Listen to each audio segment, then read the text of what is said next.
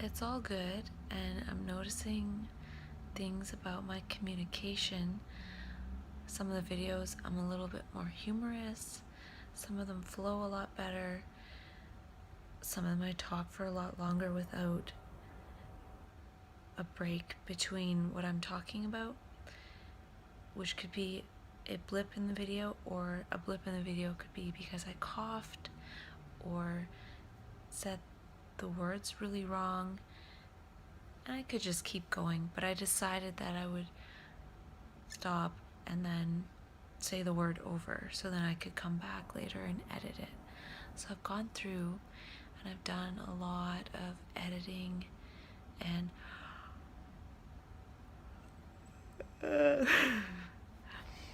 done a lot of editing, and I think I'm ready for the next iteration of whatever it is that I want to say. And I was even thinking that maybe at some point I won't even feel like I need to talk about this anymore, because at least I've said it into videos, I've made it into videos, and I could just kind of move on. I could just drop it, and whether or not I ever release the videos to the public or not, it doesn't matter. What matters is just that I got to say it. I got to not just think it, but say it out loud, and then revisit it and watch it. And I almost came up with, oh, I did it again. I almost came up with a lot more insights based on just listening to what I was saying. So while I was talking, I had ideas of what I wanted to say, but when I was expanding on those ideas, I came up with new ideas.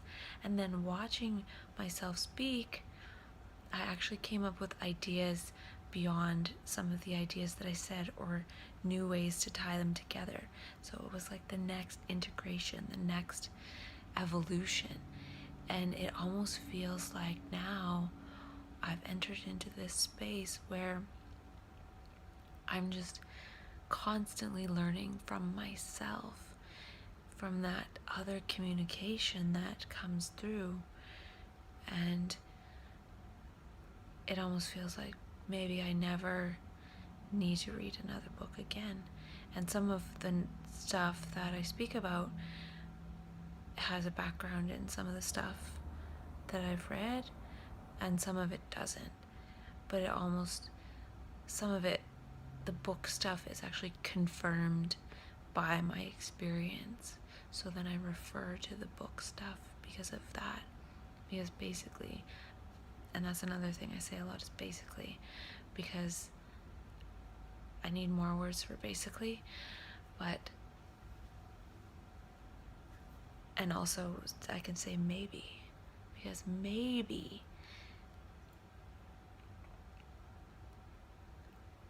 those people have done sort of the science, and I have this experience, and I read those books, and then I had this experience, and now I'm relating my experience back to the books and what the books were saying. So maybe the books and things I read primed the experience.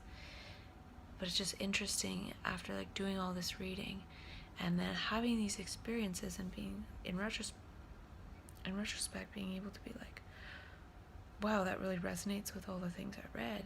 Yet my experience by society is interpreted as a mental illness, and I don't really see it that way, as you know if you've watched some of my videos. But it's okay to also include that. I do feel like it is partly true, say like 1 or 2% true, in that, and it could be more percent true because that's the truth that people behold within their relational minds about that concept or supposed fact. People see it as a mental illness, and that's why, to me, through these conversations and dialogues with myself, just getting that energy in motion into sound, words, thoughts, new memes. It could actually perhaps help to change the relational mind or change the way we relate and talk about these experiences. And I have no idea if that's true, but I don't know what the alternative is. The alternative seems to be something really slow. There's a lot of great people doing a lot of great work out there, and I don't know of anyone who just starts talking with themselves into a camera about it and posting it, and I don't know if I will post it. The reason I'm saying this is because I feel like these perspectives might resonate with a lot of people, and maybe I'll share 1,000 different perspectives or 1,000 different ways of thinking about it. And it's not about saying that these 1,000 ways are right. Maybe they're all wrong. The point is that I am thinking about it differently. I'm thinking for myself about it. I'm looking at it and I'm analyzing it, but not as a person that has all these facts that I've been told about it and then thinking about myself in terms of that. I'm actually, oh, there's a spider on the wall. I'm actually thinking for myself about it and looking at it from different perspectives and vantage points and comparing it to things and making metaphors out of it, making meaning out of it, having insights about it instead of just thinking about it in terms of the stigma story.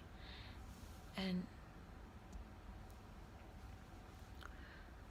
so what I'm trying to say is some of that might resonate, or it might just resonate that, oh, there's a different way to think about it, or I can think about it however I want. It's my inner subjective experience. Just as I could interpret a dream 1,000 different ways, I can interpret altered states. That was a mistake. Altered states of consciousness in any way that I find meaningful in the moment, and it can change over time, and I can think about it X way today and Z way tomorrow, and I can forget that I ever thought about it X way, and might, if I don't write it down and look at it again, I might never remember that I thought about it that way. But it was just an interesting way to think about it, and there's so many different possible ways of thinking about it. Instead of thinking about it the one way that we're told to think about it, why not think about it in as many ways as possible? If anything else, just for fun, just to entertain oneself about one's own consciousness and experience. And in my mind, it's actually better to not hold onto any of those interpretations as facts. They're just thoughts about the experience of thoughts and abstractions that one had in an altered state of consciousness. So none of it is really true. It's all words about words. And to me, it's partly like making up my own philosophy of altered states of consciousness from my own experience and relating it to stuff that I've learned about. And when I do this, relating it to certain things I've read in books, I cannot guarantee the accuracy. I'm just going off the top of my head. So if something sounds interesting that I talk about, that was something that somebody else discovered, please don't quote me on it. I can find the reference if you would like, if you want to ask me. And when you read it and you look it up, it might not be exactly as I have outlined it. And that's not the point. The point is just that there was a certain person that had a certain thought or discovery that related to what I experienced. And when I share in the moment about it, it may or may not come out exactly right. And that's the point.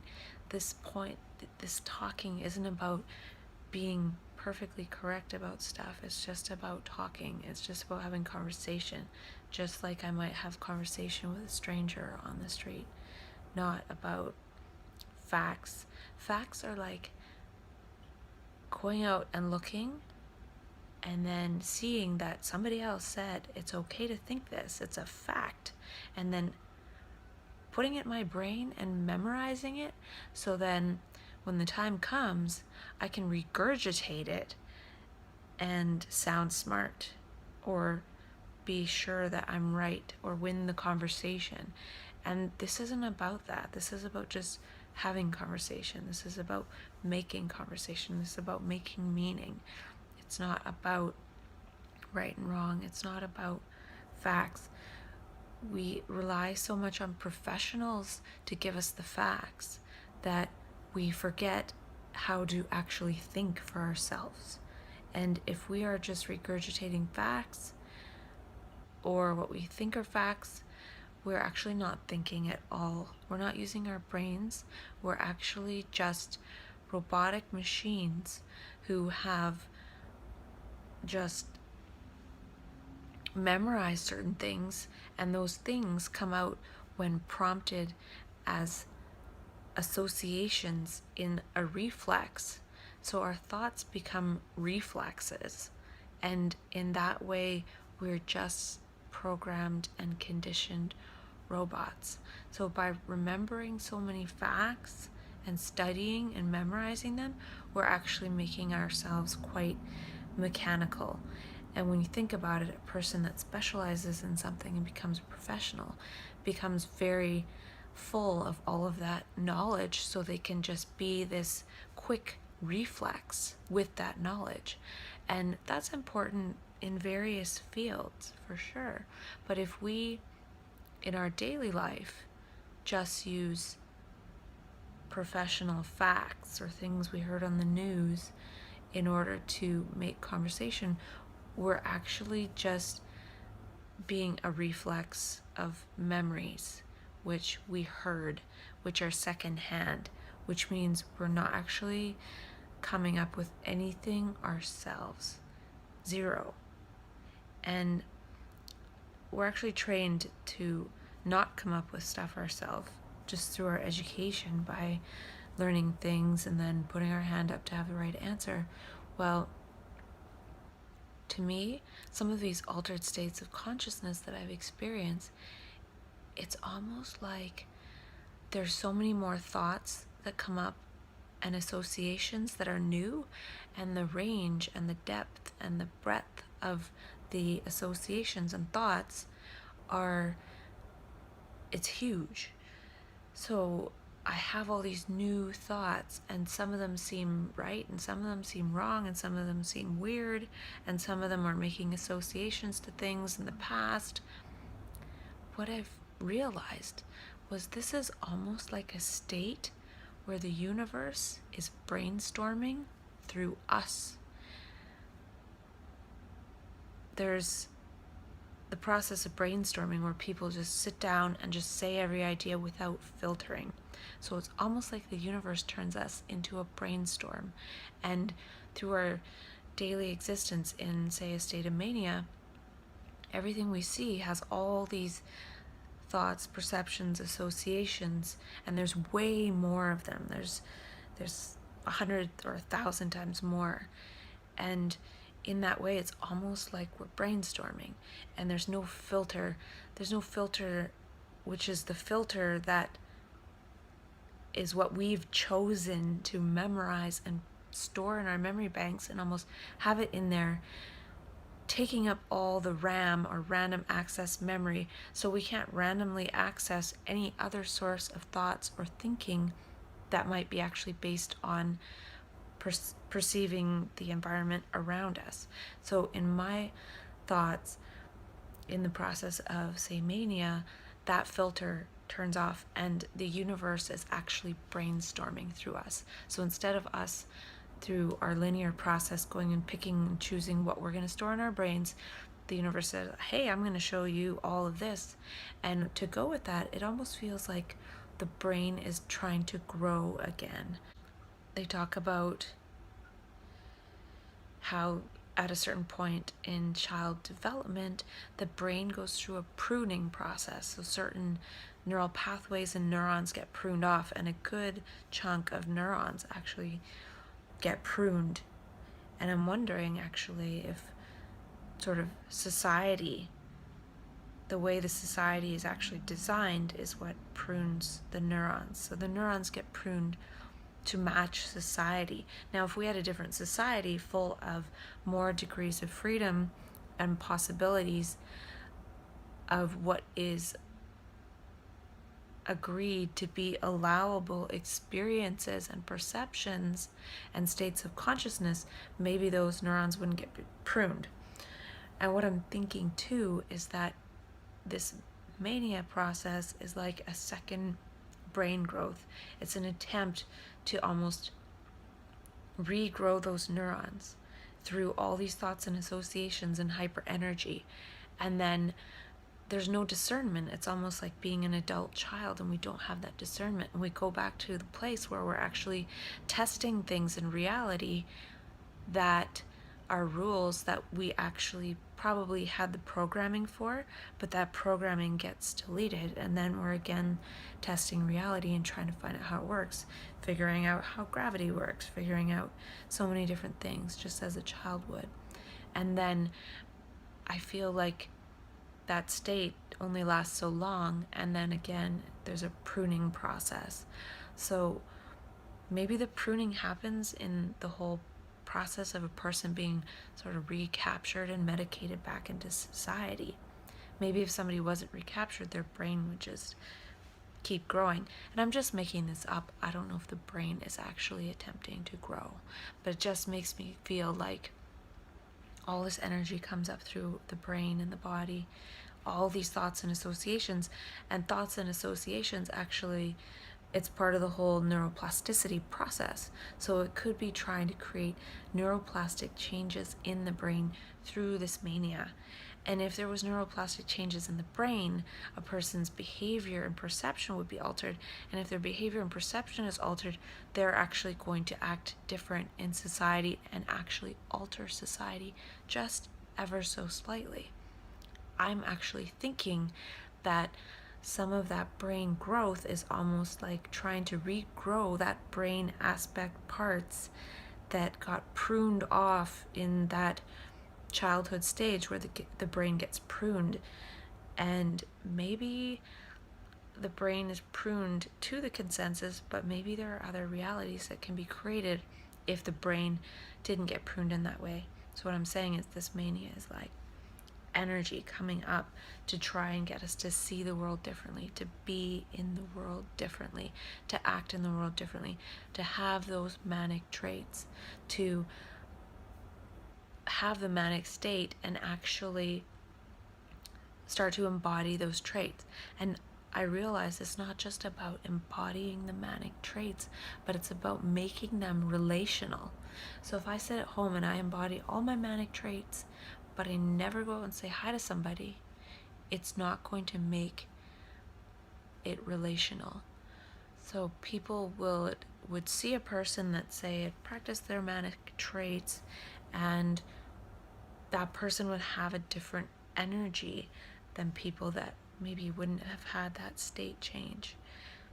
And I also realized that when I was talking about practicing manic traits, it's actually not practicing in order to get that back, because I actually feel like that state is our natural state.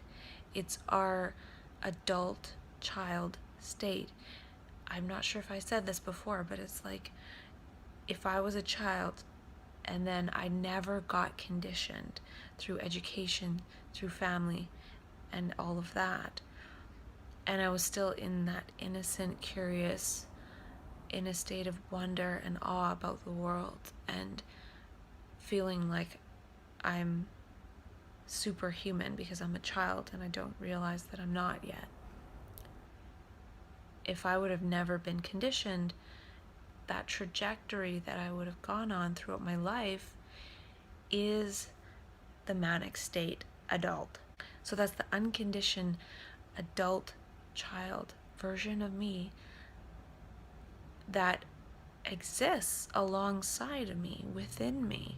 And the only reason I'm not embodied as that version of me, as the true version, is because of the programming, is because of the hurts, because of the sadness, because of different things I've experienced in my life that cause me to have these memories and things that make me react in a way that make me want to protect my ego. So there's one thing to have a reflex reaction to want to protect the body from like a dangerous animal. It's another thing to try to protect the ego. And then the ego is trying to protect the ego. And so it's just strengthening the ego more and more over time. And because there's that cluster and that constellation of thoughts and memories and protection mechanisms, that actually prevents me from being my natural childlike adult self. And so the reason I said that is because it's not necessarily about practicing mania because I need to practice and it's going to take a lot of time to get back to that version of myself. It doesn't take time. I already saw that. I already saw, boom, snap of the fingers, I can be in that state of mania and I'm just that other version of myself.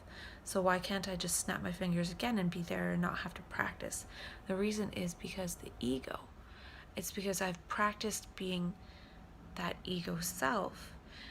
And so my thoughts on practicing the manic traits are it's going to write over some of that ego programming by embodying those manic traits that are actually relational and embodied traits.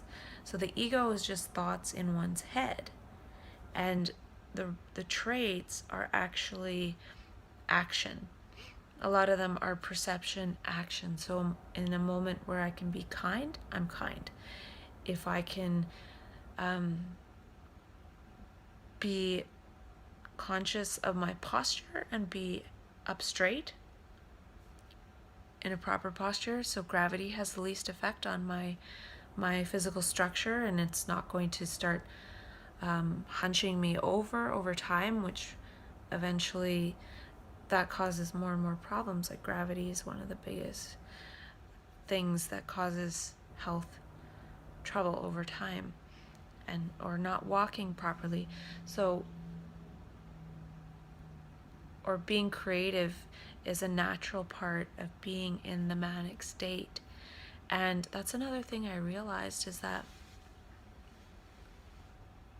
the manic state is like the adult child state, and it goes along with this like brain growth pruning thing I was talking about too. And also in childhood we would have lots of thoughts and ideas and perceptions, and we wouldn't be filtering them. We wouldn't be filtering them based on right and wrong, because we don't really know right and wrong. And then a lot of times we'll ask our parents like, oh, is this right? And they'll say, no, that's not right. So we prune it away. We say, no, that's not right. So this is right, and this is how I should think about it. And I'm not saying there's anything wrong with that process per se, but it seems like it gets reignited again in mania. And if I'm an adult child version of myself, mania is very characteristic of creativity and learning. And this whole hyper associative thought process and new thoughts and new perceptions and new ideas, and so much of it is actually like a learning process. It's kind of like actually being able to learn again, and we're learning based on all this new information coming up and trying to make sense of it. So instead of going through this linear process of studying a subject, maybe specializing in something or learning about something in detail, which is also an important process, mania is sort of like learning about everything fresh again and wondering about it and being curious.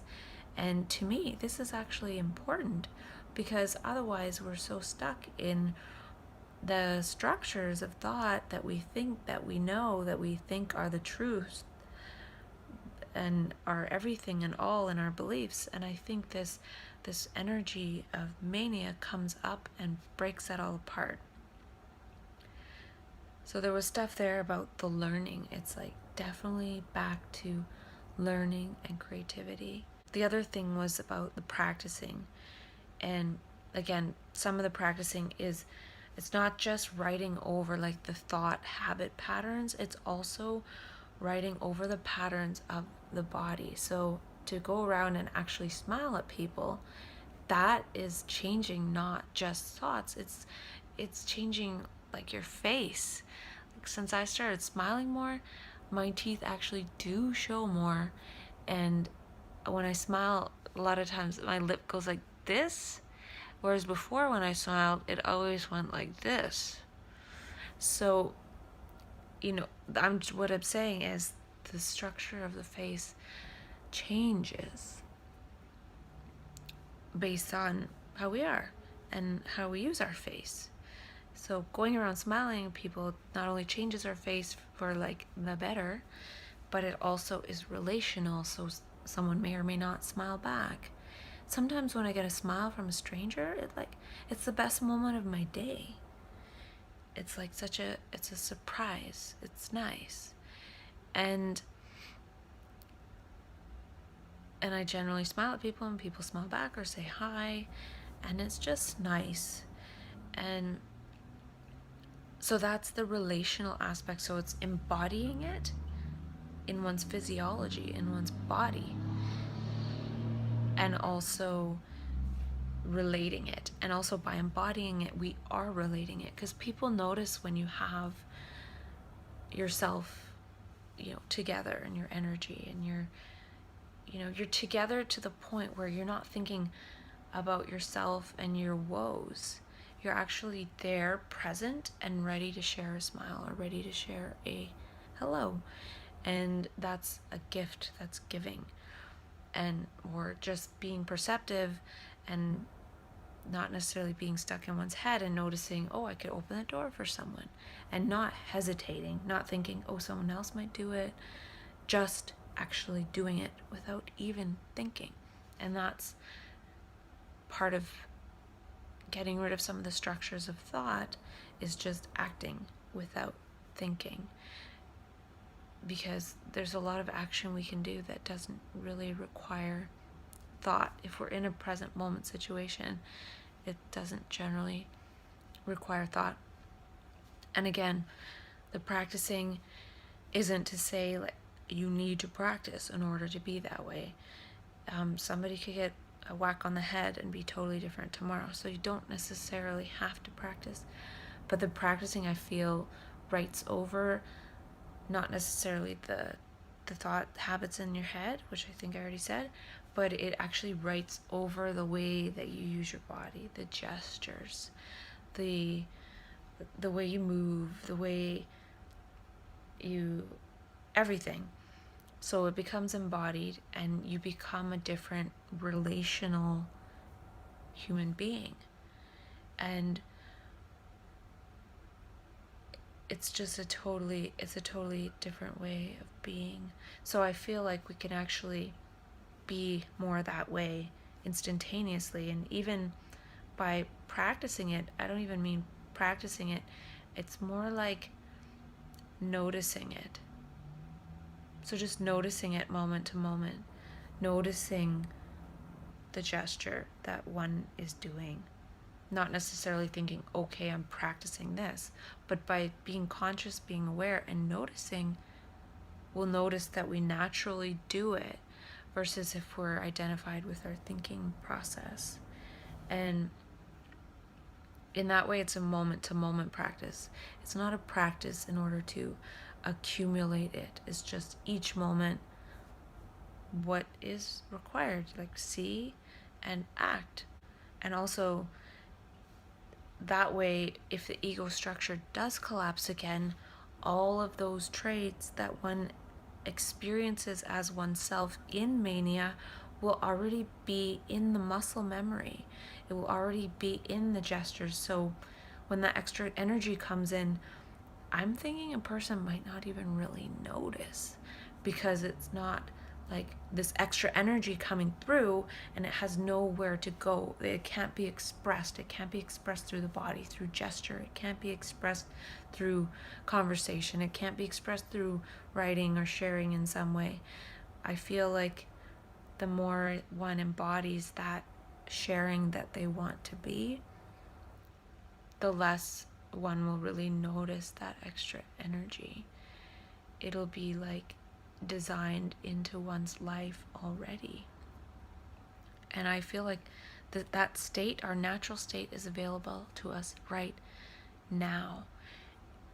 Yet at the same time, if I was in that natural state right now, that exact natural state, I wouldn't necessarily want to spend every day at home sitting on the couch talking to myself on a phone. I would be wanting to do different things. And what I'm saying with that is I need to start doing some of those different things. So again, when I am that self, I can go about those activities without getting lost in them. Like without it's almost part of that pruning thing, not just pruning in one's brain or pruning in one's thoughts or pruning in one's way they see the world, but also pruning in one's lifestyle design. So if I don't sort of have a plan of what I'm going to do with some of that manic energy that are things in line with what I've seen that I want to do before, then when the energy comes, I'll end up doing everything. And a lot of it will be unrelated to what it is that I'm trying to design my life as. Because my life has to be congruent with that energy, with that life energy, with that energy that I am in that state of mania. Because if it's not, and I am that exact version of me that I am in that state, and I have this same old setup, it's not going to work as well as if I have a design for that. So maybe sometimes I'm not in that state, and this life that I have right now, my routine is fine. But maybe I also have to have another routine in mind for when that happens. And part of that is making these videos a little bit, because I feel like if I can just share some of these things, then that's a way for the energy to almost like get out of my system. And because at some point, I don't really want to be sitting here talking about that. I want to be just living that way, and maybe living that way and talking about it. And I'm not sure if I'd even release these until I am, because I will have done a lot of talking, and it's all philosophizing, it's all words. It's one thing for me to say, I talk about like trees being cut down and homeless people and stuff while I sit in my cushy little place, right? That's not really embodying my altruism. But at the same time, part of my altruism with these videos is that I really feel like we have been given the shit end of the stick, and we've been told how to interpret ourselves through these experiences. And I'm not trying to say that they're wonderful experiences all the time. There's a lot of people suffering, and I've suffered a lot too. But at the same time, I think there's a lot more to it, and I could be completely wrong, but part of my altruism is just to put this out there and just talk about it, because if it does help a few people see things a little bit differently in terms of even reframing. Like my reframe that I gave was, I take medication to stay grounded in this reality that is happening. I don't take it necessarily because I'm deficient or defective. It keeps me grounded in this reality. Otherwise, I kind of my consciousness changes and I go off into other experiences of reality that get me a bit lost. So that's a reframe. But then there's also revisioning, which to me it's not just about, oh, this is the new way to interpret it, one vision. It's, in my mind, 1,000 visions per person. And they're just stories and just talking. And I've said at the very least, some of them could just be interesting movie scripts. And it's really just entertaining ideas. And in the state of mania, we get a lot of ideas and we entertain them. Some of them we follow or we go off with a bit. And others are just entertaining. They're entertaining us. So some are entertaining, some we entertain. So it's just entertaining ideas. And that's what I'm doing, is entertaining ideas. They're interesting to me, some of them, and they could be entertaining, and it's not just also about, okay, these are my 1,000 visions and different ways I see it. It's about create some of your own ways of seeing it and thinking about it for yourself. And just those 3 distinct things that I just mentioned could create enough of an energetic shift for a person to not self-stigmatize so much, to actually think, well, maybe I'm not ill and deficient. Maybe that's the way society sees it, and that's the way it's interpreted right now. And maybe it's a useful framework to utilize because that's the one that's available. But it doesn't mean I have to think that and believe that about myself. And it doesn't mean that I have to go around saying, I'm not mentally ill, and fight the system. A lot of people do that, and that has its value, but to me, I wouldn't want to get better just to use my energy getting mad at the system that was there to help me, because it wasn't as helpful as it could have been if they had different perspectives of helping the situation, and they don't.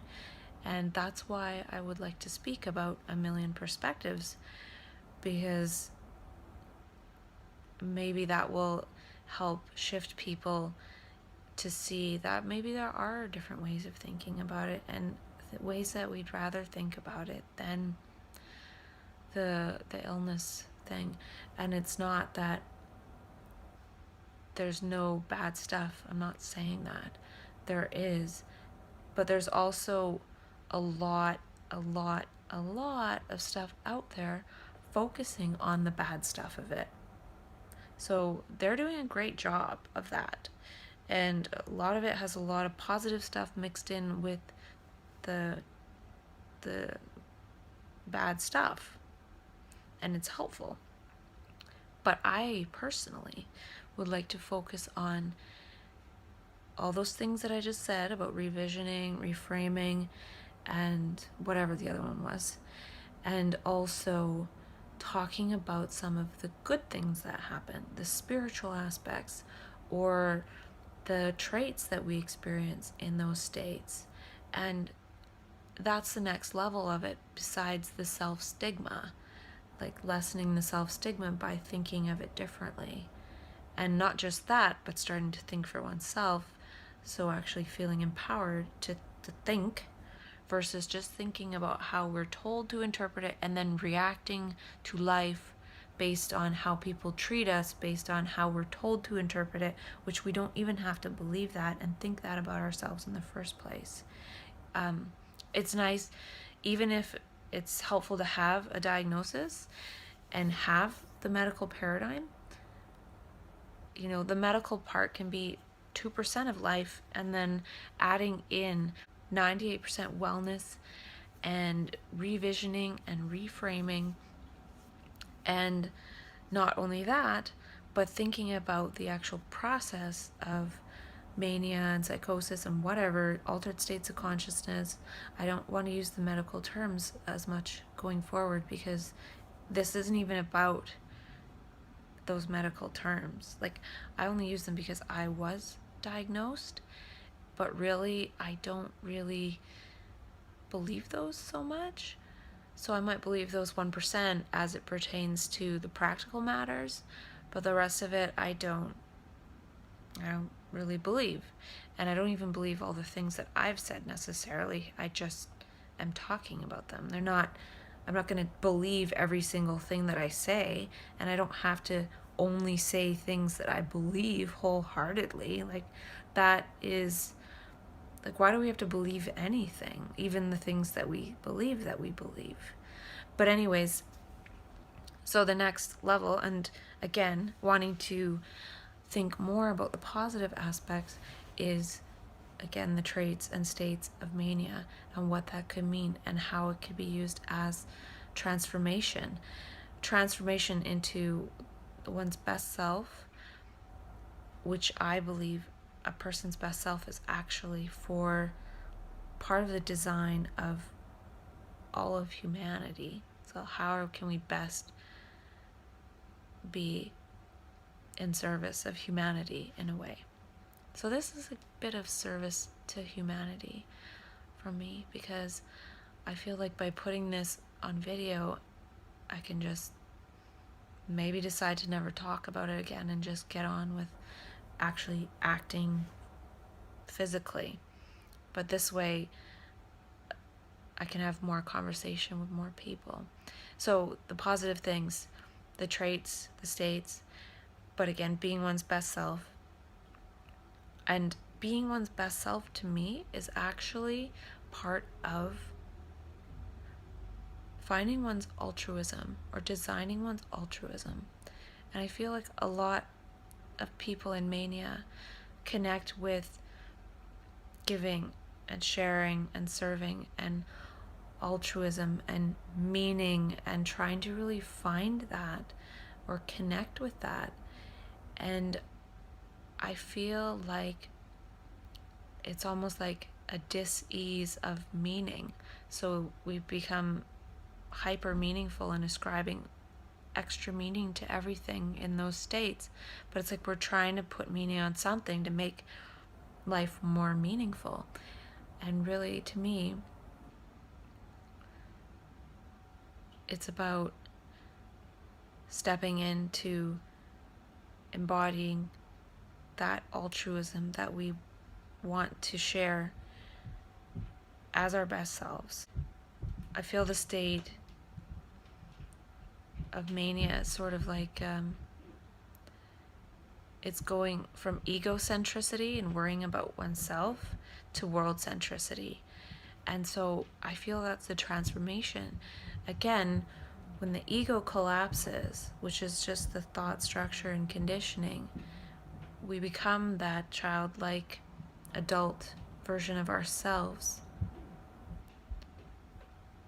which doesn't really have an ego, so it's not so concerned about itself. Even though some of it does, there is some self-concern part of it. I'm not talking about all of mania is good.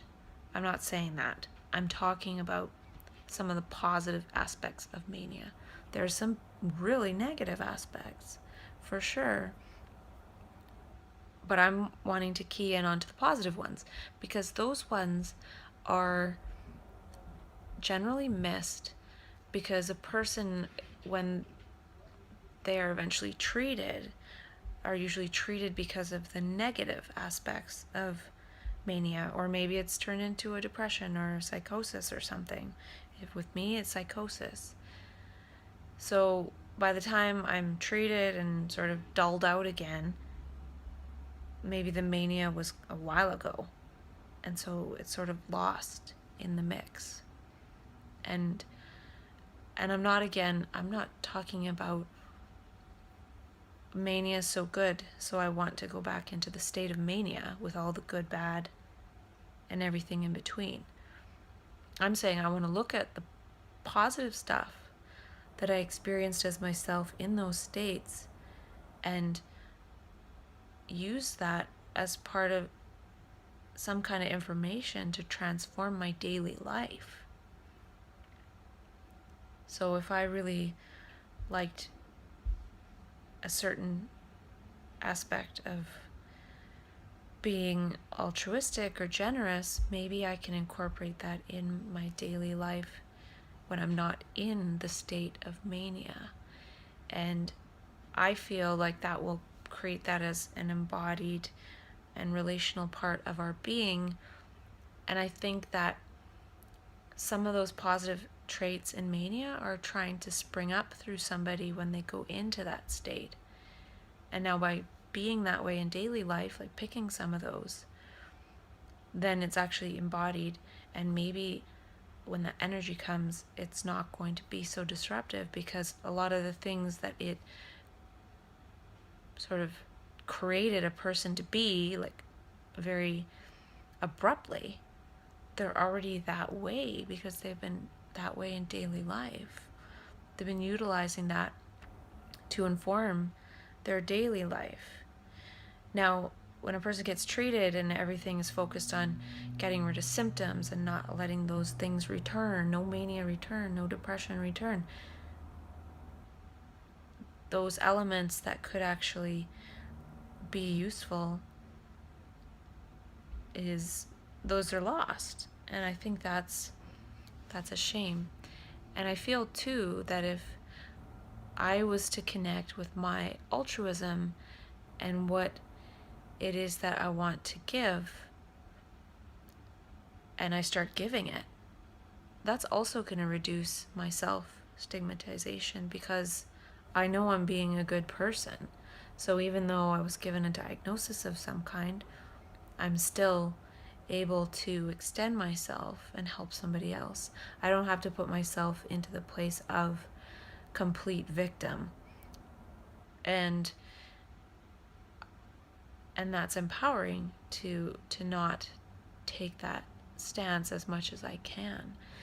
And then also, if I'm busy doing kind of altruistic, caring things, I'm not going to really feel stigmatized as much, because if I'm doing that, people are less apt to stigmatize me or even notice that anything's maybe a bit amiss with me.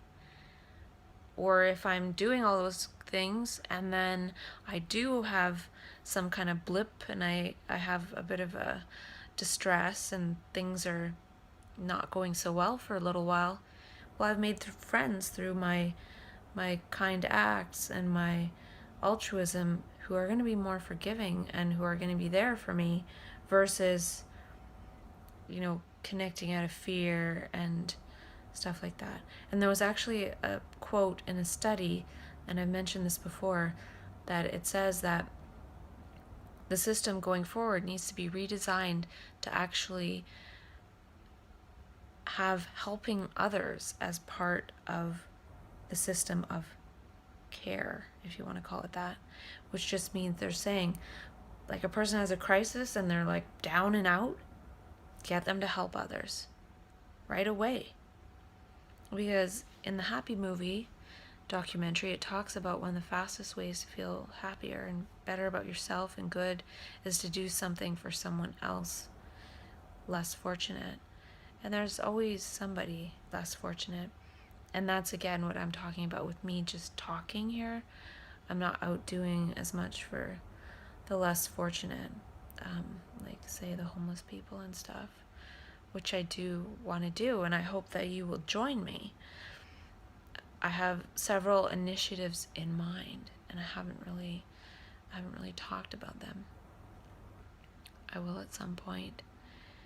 But again, this next level of finding manic traits and making them embodied. Again, it's not about the manic state, it's about the traits. And seeing that, hey, I was that way.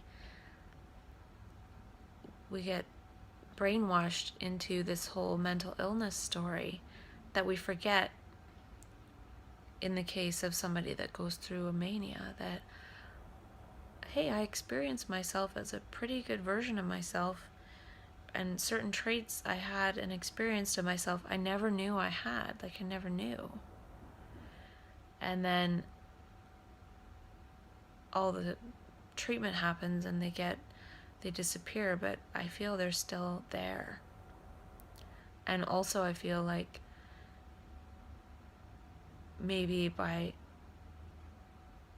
harvesting some of that, it can be used to design one's life going forward. That's the thing too, is that in a state of mania, it feels like everything has to happen now. Well, I like to harvest all that and then see how I can create that in my life going forward. So all those ideas I had, just because I bottom out and end up dulled out and not able to really do much for a while, doesn't mean I don't have my little notepad of stuff that I thought about that I can go back to later and say, hey, that's cool, maybe I'll look into that. Oh, that's a silly idea, I don't want to do that. But it's there, and it can be a source for many years to come.